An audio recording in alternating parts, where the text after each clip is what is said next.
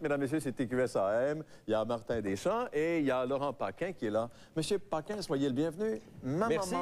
Ma maman m'a toujours appris ceci. Ce que l'on conçoit bien s'exprime clairement et les mots pour le dire arrivent aisément. Voilà. Mais encore faut-il choisir les bons mots. Mon copain Martin et moi, nous sommes tout oui à vos propos. Eh bien, là, si on y va en vert, là, je suis pas sûr de pouvoir vous suivre. Mais non, je vous sûrement. Ben oui, écoutez, on me connaît plus comme humoriste et on reproche aux humoristes de manquer de vocabulaire. Alors moi, j'ai décidé d'attaquer le problème à la racine et de m'intéresser aux mots, à l'origine des mots. Oui. Et moi, j'ai décidé de commencer ça avec un mot que tout le monde connaît, un mot qui est très simple, qu'on utilise couramment. Qui est quoi? Qui est le mot bordel. Oh, on utilise le mot, mais pas l'endroit. Ah, ben ça dépend pour qui. Je suis pas au pas là, courant mon de chum. tout, mais...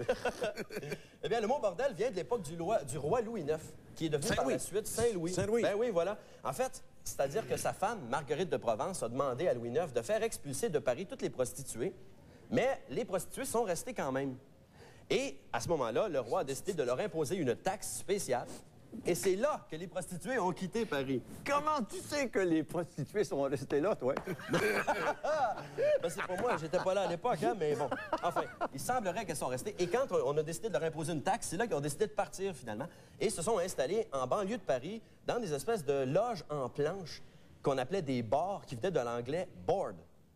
Oh, Et board! de board, on a fait le mot bordel. Parce que c'était des L. Des bords Voilà. pour elle. Si t'étais des mâles, on a été des bordils. Des bordils. Des bordels. Peut-être. bon, ben, Donc, des endroits, donc c'est drôle de constater que c'est à un saint qu'on doit l'apparition des premiers bordels. Ouais, tu parles de Ouais, l'affaire. Et- Alors, on peut dire, au lieu de dire « viens faire le monde », « viens faire la planche ». Des boards, hein? Exactement. Mais c'est moins excitant. Oui, effectivement. Continuez, Et- M. Paquin. Oui, oui, oui. Eh bien, dans des bordels, évidemment, dans lesquels on s'adonnait à À la loto. la loto, bien sûr, entre autres. Hein, des lotos avec... J'allais faire un jeu de mots avec les boules, mais bon, c'est pas nécessaire. Donc, C'est lui qui l'a dit. on s'adonnait à la fornication. Le mot fornication, ça, c'est intéressant parce que les prostituées, dans le temps des Romains, pratiquaient dans des anciennes fournaises désaffectées, des immenses fournaises, qu'on appelait des fornax. Et le mot fornax a donné fornication, le verbe forniquer, bien sûr. Ça n'a vraiment plus où se cacher. Hein. Voilà. C'est des mots. Donc, forniquer vient de fournaise. C'est pour ça qu'on a dit quand tu fais l'amour, ça chauffe, c'est ça? Ben voilà. Comme dans l'expression, on met une bûche dans ma fournaise. Voilà. Moi, je vais aller travailler ailleurs, je vais aller faire l'horoscope. Oui, bien Continue sûr. tout seul. Oui, oui. J'ai encore du temps? Oui? Oui, ben, OK. on a plein de temps ici, surtout Ouais, les choses de même. évidemment. Et on parle de ces jeunes femmes qui travaillaient dans des bordels, mais il y a celles qui travaillent dans la rue, qu'on appelle les péripatéticiennes. Ah, ça, c'est un beau Ça, c'est un mot. beau mot, hein, Ça, pour c'est qualifier qui veut dire, ce bon, genre de Ça, travail. c'est les femmes qui mangeaient du péripanté. Voilà, exactement. Et qui mangent toutes sortes de choses aussi. Ça, c'est... Donc, péripatéticienne, c'est un mot qui vient du grec péripatétikos, qui fait référence au fait de se déplacer. Et le mot a été créé à l'origine, à l'époque du philosophe Aristote, parce que lui, quand il donnait ses cours à ses élèves, il se déplaçait. Il donnait ses cours en marchant avec ses élèves. Ah, bon. On a créé le mot péripatétikos. Donc, si jamais, à la maison, vous avez affaire à une péripatéticienne, ben, vous lui parlez d'Aristote et ça va faire un sujet de conversation déjà super Ah, intéressant. ça, je savais pas, ça. Et, écoutez- Étonnez-moi encore, M. Oui, Paquin. écoutez, rapidement, forcément, parler de tout ça m'amène au mot « fesse ».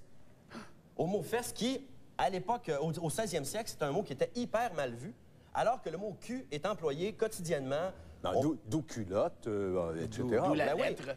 On parlait La du lettre cul, Q. de quelque chose en parlant du derrière. On pouvait parler du cul d'une bouteille, d'un cul d'artichaut. Cul sec. Et le mot fesse était très mal vu. Dans les parties où les femmes étaient habillées avec des grandes robes, toutes bombées, avec des gros rubans, on pouvait dire à une femme, « Mon Dieu, madame, mais quel joli cul vous avez! » Alors que Et le mot aujourd'hui, fesse t'as une était taloche. complètement prostré.